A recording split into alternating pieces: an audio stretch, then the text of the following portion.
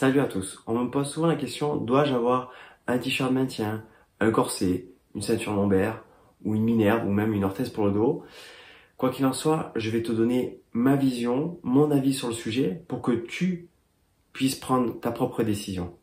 Alors tu dois te demander, mais c'est qui ce jeune? Moi, je m'appelle David Omar, je suis kinésithéopathe, je soigne les douleurs de dos chez les personnes qui ont tout essayé, afin qu'ils retrouvent une vie normale, tant sur le plan physique que mental. Je comprends complètement quand on a mal, on est vraiment la tête dans le guidon. Et du coup, on a 50 milliards d'avis différents et je trouve que c'est compliqué. Et c'est pour ça que je vais faire cette vidéo. Dans tous les cas, je trouve que c'est important quand tu es dans une crise, c'est-à-dire que tu as des fortes douleurs ou même c'est compliqué pour toi de bouger, d'avoir une aide, un soutien. Donc soit ça peut être par une canne ou ça peut être par une ceinture lombaire, une minerve, ça je le comprends complètement. Et pourquoi ça t'aide? Parce que ça te maintient, donc forcément, quand ça te maintient, ça te permet de bouger un petit peu et de pas être au repos total. Je trouve que c'est mieux d'être, quitte à choisir, d'avoir un peu de soutien, mais permettre de bouger, que de l'inverse, d'être au repos total, et après tu vas recommencer à bouger, et des fois c'est pire qu'avant. Et c'est pour ça que, je sais pas si tu as déjà entendu l'expression, plus tu fais à la place de quelqu'un, moins tu lui rends service. Et ça se reflète beaucoup chez les personnes âgées. C'est-à-dire que plus les personnes vont faire le ménage à sa place, l'aider à vider la vaisselle, à faire le ménage, à faire les courses, plus il va être aidé, enfin en tout cas les personnes âgées, moins elles vont faire, et moins elles font, forcément, moins elles peuvent faire. Alors je comprends parfaitement les personnes qui ne sont pas capables et qui ont des difficultés. Ça, les aides, elles sont faites pour ça aussi. Bien souvent, les personnes qui ne demandent pas d'aide, par exemple, ils disent non mais laisse-moi mettre mes chaussures, laisse-moi faire la cuisine, même si je suis âgé. Ben, je sais pas si vous le remarquez, elles sont beaucoup plus autonomes que la majorité des gens. Je sais pas si tu connais les îles bleues, les zones bleues. C'est là où il y a le plus de centenaires au mètre carré.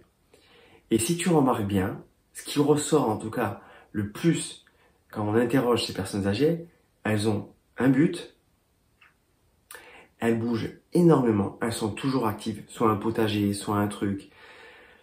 Elles ont une vie sociale et elles mangent super bien. Et nous, on tend de plus en plus dans une société où il y a des machines qui travaillent à notre place. On a le linge, on ne le fait plus à la main. On se fait livrer. Les courses, en tout cas les magasins, sont de plus en plus proches. On utilise de plus en plus la voiture. Donc c'est super bien, ça a des avantages parce que forcément, ça nous fait gagner du temps. On est de plus en plus productif et on gagne du temps aussi pour passer des moments avec les personnes qu'on aime le plus aussi. Mais par contre, quand le curseur il est de plus en plus, moins j'en fais, moins je peux en faire, forcément, ça entraîne beaucoup plus de sédentarité. Et d'où l'expression, moins j'en fais, moins je peux en faire, et moins je peux en faire. Mais forcément, moins j'ai de résultats, et le fait que j'ai moins de résultats, eh ben j'agis de moins en moins. Et c'est là que le cercle vicieux, il s'installe, et il grossit de plus en plus. Alors tu vas me dire, mais pourquoi tu me parles de tout ça? Eh bien pourquoi? Parce que un t-shirt de maintien, une minerve, une ceinture lombaire, le corset, tout ça, forcément, ça diminue tes amplitudes déjà d'une. Tu utilises moins ton genre articulaire d'amplitude. Et en plus de ça, tes muscles travaillent moins. Parce que forcément, si c'est une aide, tes muscles sont moins stimulés. Et en plus de ça, au lieu de travailler sur toute ton amplitude, mais tu travailles sur une amplitude encore plus réduite parce que tu es maintenu. Donc certes, ça soulage, je suis le premier à dire, utilisez ça vous fait du bien, mais il y a une différence entre l'utiliser quelques jours et sur le long terme. Tu comprends ce que je veux dire? Et parce que tes muscles travaillent moins, ton corps travaille moins, et parce qu'il travaille moins, il sait faire de moins en moins de choses. Ok? Donc, quand tu bouges dans tes gestes quotidiens, est-ce que tu peux te blesser? C'est possible. Systématiquement, non, et encore heureux, parce que sinon tout le monde se blesserait. Mais si tu fais des choses encore inhabituelles, c'est-à-dire des choses que tu n'as pas l'habitude de faire, ben forcément ton corps il n'est pas habitué. Moins tu t'entraînes, moins tu peux faire. Tu comprends ce que je veux dire? Des fois, pour comprendre, il faut donner un exemple un peu extrême. Imagine, je me plâtre le bras pendant 2 semaines. Qu'est-ce qui va se passer? je vais sortir du plâtre, je vais être complètement raide. Mes muscles ils vont être atrophiés, donc ils vont se réduire en volume, ils vont être moins puissants. Et forcément, les premiers mouvements, ça va être un peu compliqué. Donc, dans mes gestes quotidiens, ça va être plus difficile. Est-ce que je vais y arriver? Bien sûr que oui. Mais ça peut être beaucoup plus difficile, forcément. Tu vas me dire, ouais, mais moi, ça fait longtemps que j'ai cette ceinture lombaire, je vis avec parce que j'ai peur de me blesser. Je le comprends. C'est comme avec le plâtre. Je vais sortir de mon plâtre, je vais pas avoir, on va dire, l'habitude. En tout cas, je vais avoir des appréhensions. Et ce qui est normal. Le mieux, c'est que tu commences à faire des mouvements qui sont hyper basiques, hyper simples.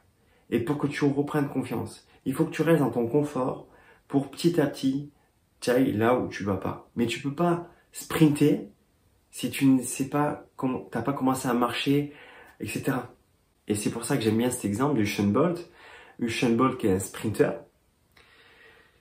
Par exemple, s'il se blesse, qu'est-ce qu'il va faire? Il va commencer à rebouger, à refaire des mouvements. Une fois que c'est, par exemple, sa jambe commence à mieux bouger, ben, il va commencer à marcher. Une fois qu'il sait marcher, il va peut-être augmenter la distance de ses pas, sa fréquence, peut-être faire une marche rapide. Une fois qu'il sait faire une marche rapide, il va commencer à trottiner, puis courir, puis après faire peut-être une course, du fractionné, et après sprinter. Nous, on veut tous, quand on a un problème, sprinter, sauf qu'on oublie qu'il y a des étapes entre les deux. Ok? Si tu as mal, je le comprends complètement. Voilà, essaie de trouver un équilibre. Après, tu peux aussi enlever, si ça fait très longtemps que tu l'as, tu peux la fractionner, c'est-à-dire l'enlever une petite heure, ou pendant cette petite heure, je vais peut-être rebouger, recréer du mouvement, et peut-être petit à petit, après, mettre plus de temps, c'est-à-dire une demi-journée. Une demi-journée, je l'ai, une demi-journée, je l'ai pas. Et petit à petit. Quoi qu'il en soit, j'ai fait une vidéo où comment on peut agir sur la douleur. Je te mettrai le lien quelque part. Ça marche? Est-ce que tu savais comment nos ancêtres chassaient, les Homo sapiens? Eh bien, ils chassaient sur des longues distances. Ils arrivaient tellement à les chasser longtemps, à les épuiser, et c'est comme ça qu'ils arrivaient à chasser. Donc c'est pour ça que notre espèce, avec de l'entraînement bien sûr, on est capable de courir sur des longues distances, des marathons et tout ça. Bien sûr, ça demande un entraînement. On ne va pas du jour au lendemain comme ça, mais notre espèce, en tout cas, on est capable de le faire. Je sais qu'il y a des jours qui sont complètement difficiles, des jours qui sont plus faciles.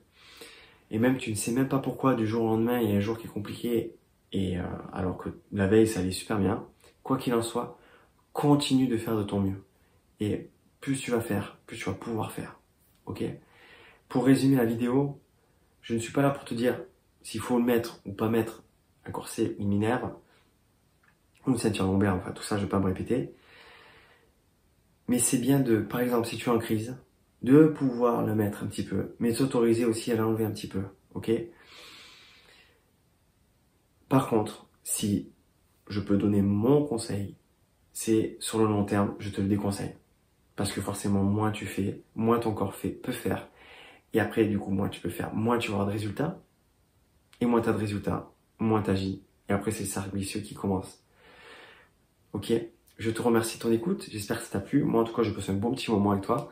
Et je te souhaite de passer une excellente journée. Et surtout, ciao!